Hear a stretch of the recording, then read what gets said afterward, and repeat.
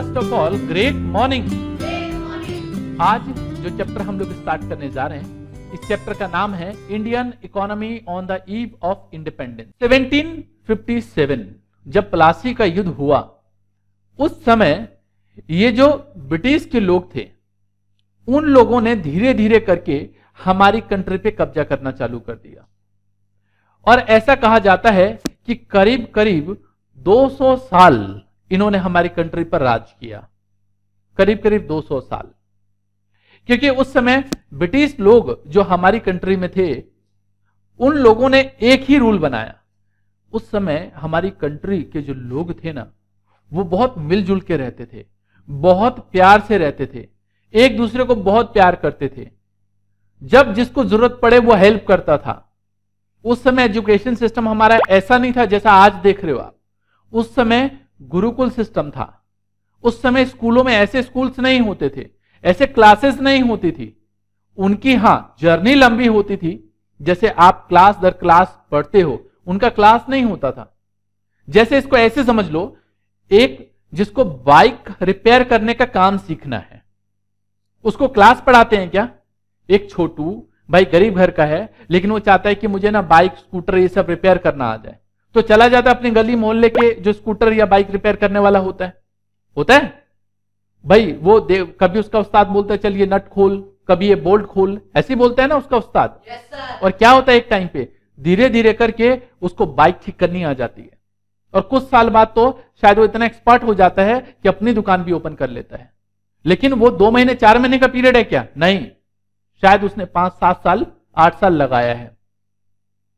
उसको कोई सर्टिफिकेट तो नहीं मिला, उसको साल दर साल कोई परसेंटेज तो नहीं दी गई, नहीं ना, लेकिन वो अच्छा बाइक रिपेयर कर सकता है ना। उसने कोई डिग्री नहीं ली।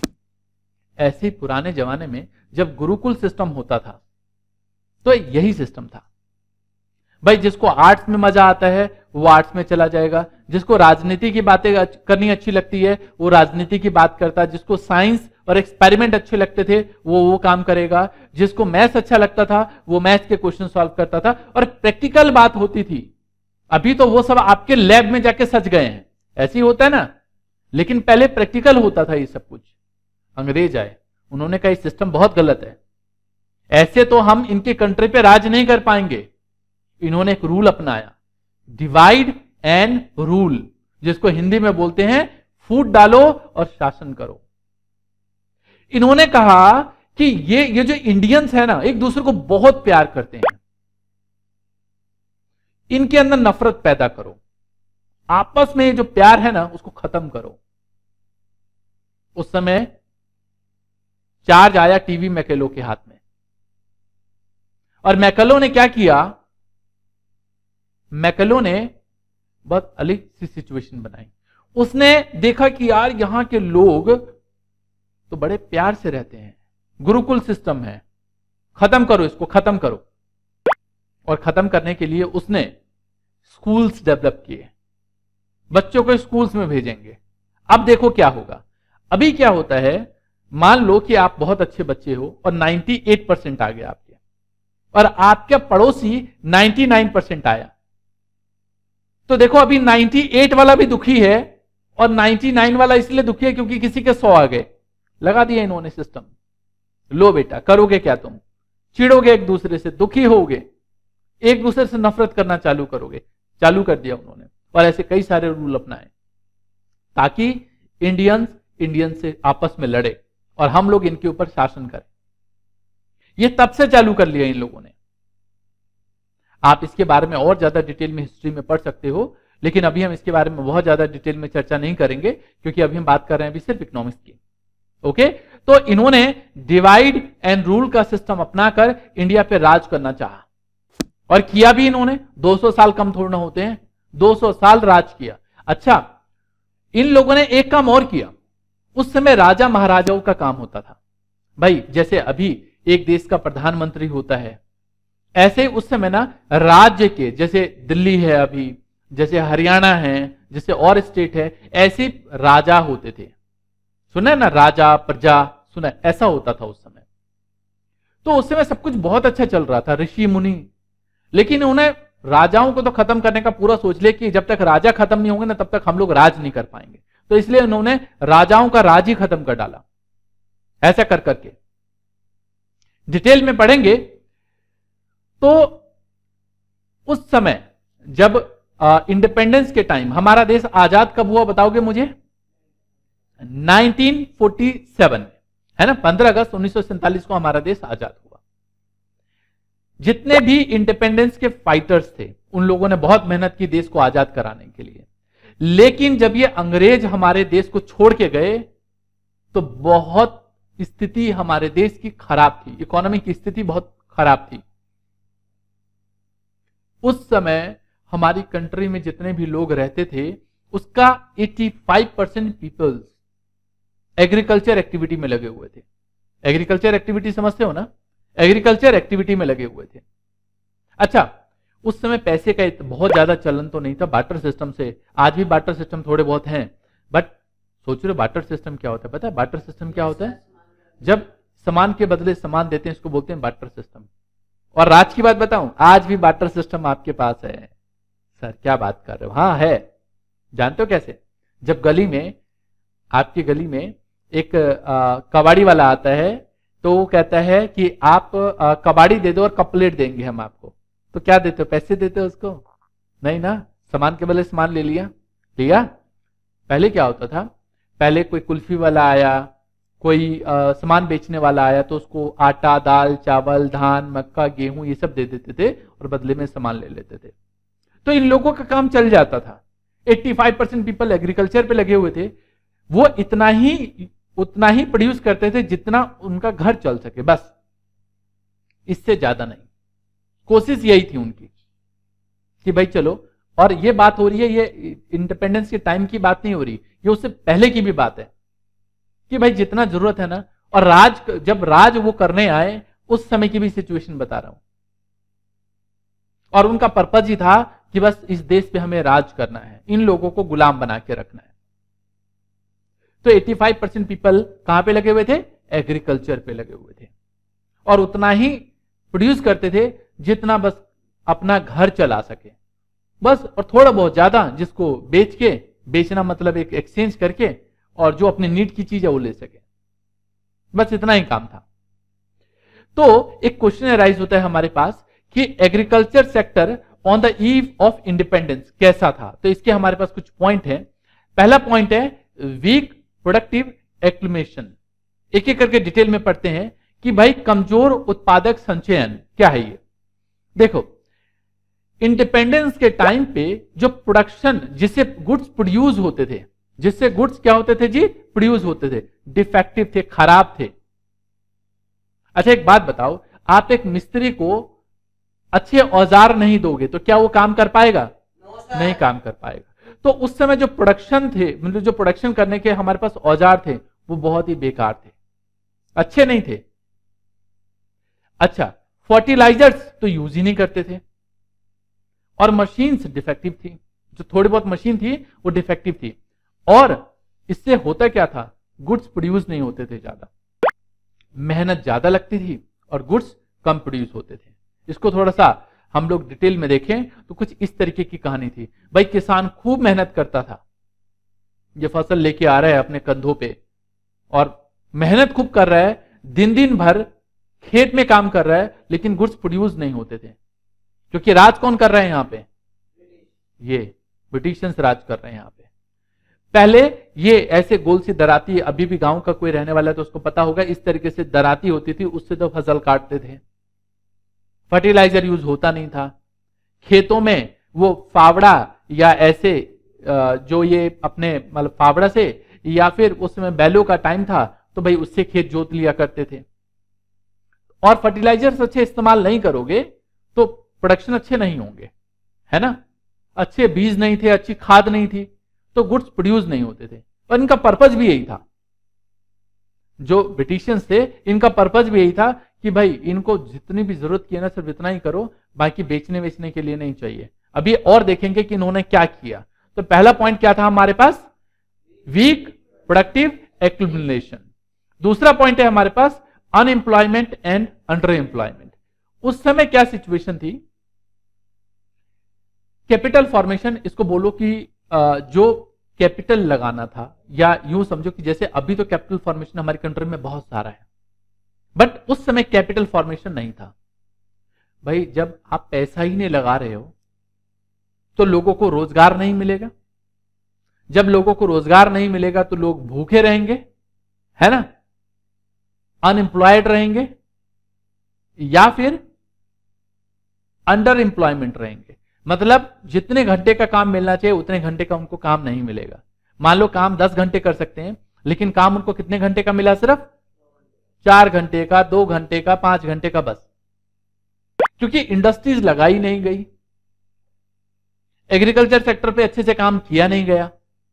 अच्छा एक बात और बताऊं, यहां पे उस समय क्या सिचुएशन थी, जो लोग एग्रीकल्चर में लगे हुए थे, मान लो वहां पे जरूरत है 5 लोगों की तो 10 लोग लगे हुए थे, ओवरबर्डन था, काम है नहीं, क्या करेंगे, खेत में चले जाते थे, काम करते थे, मशीनें है नहीं, इंडस्ट्रीज लगाई नहीं, क्योंकि पैसा लगाया नहीं, कैपिटल फॉर्मेशन की नहीं, कैपिटल फॉर्मेशन मतलब पैसा नहीं लगाया, जब पैसा ही नहीं लगाएगा तो होगा क्या, ये सिचुएशन थी, लोग पुअर हो गए, मतलब कैपिटल फॉर्मेशन तो था ही नहीं, ना के बराबर था, काम था नहीं, काम था तो कम घंटों का काम था, बस ऐसी सिचुएशन थी।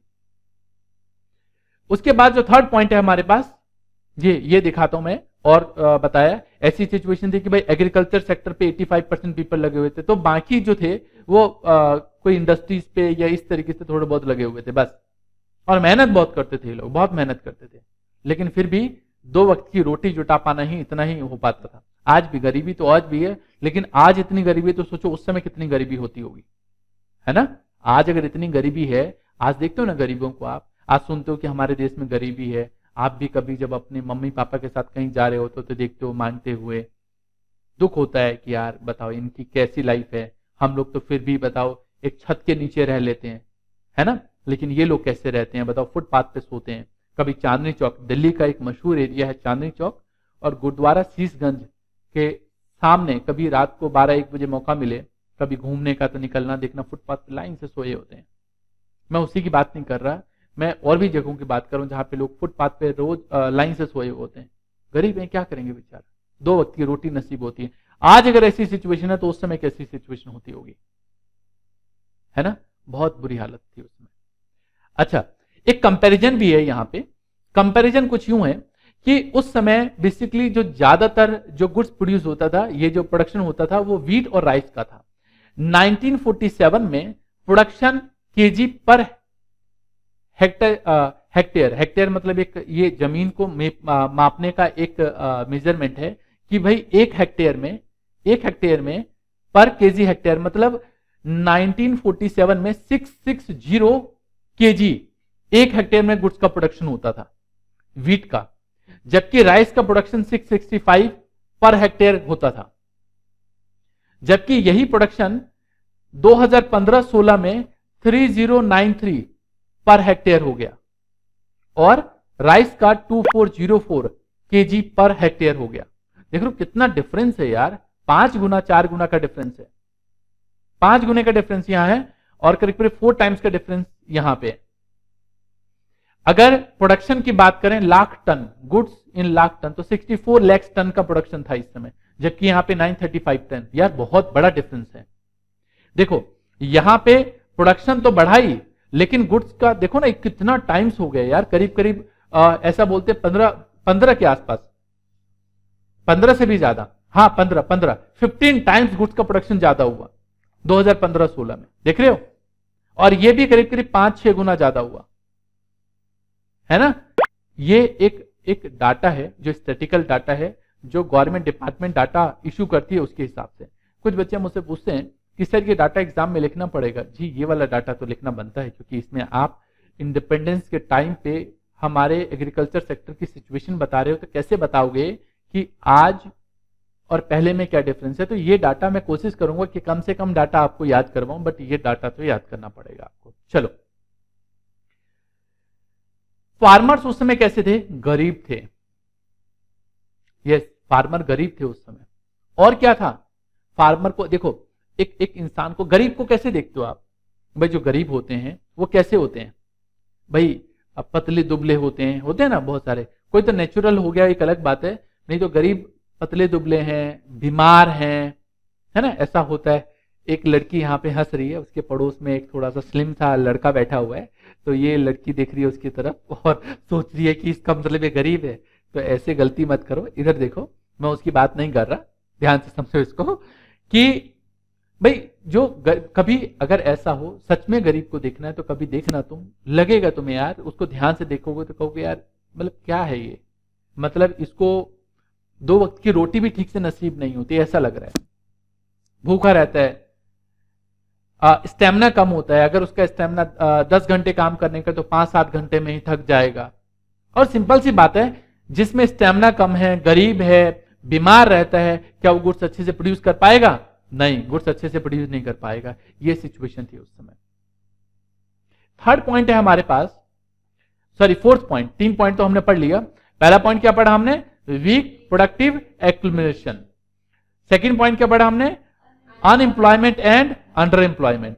और थर्ड पॉइंट पढ़ा हमने low level of production and productivity. जो उस समय हमारे पास प्रोडक्शन था वो लो लेवल प्रोडक्शन था, पढ़ा ना हमने ये।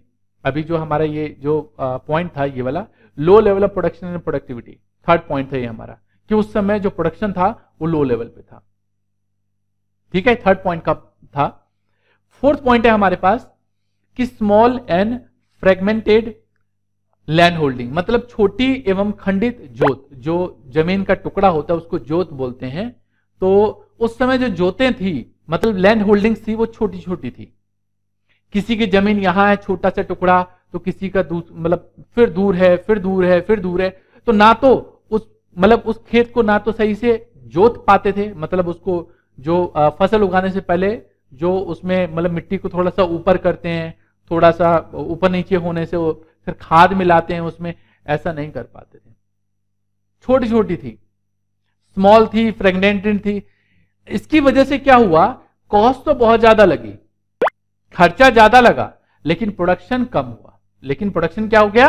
कम हुआ। क्योंकि सिंपल सी बात है भाई, इसको ऐसे समझो, आप ट्यूशन पढ़ते हो, इसका बेस्ट एग्जांपल है।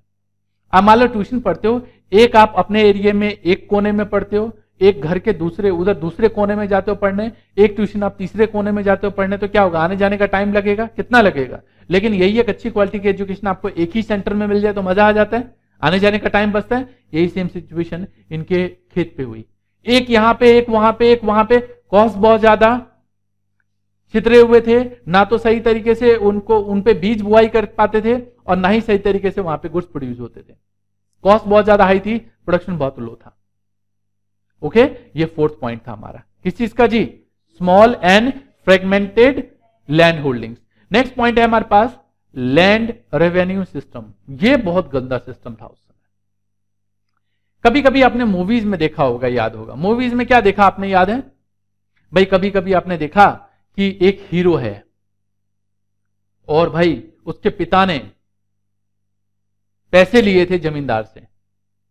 अब सिचुएशन ऐसी थी कि उसके पिता ने पैसे लिए थे बहन की शादी के लिए, और वो पैसा वो अपने बुढ़ापे तक चुका रहा है ना।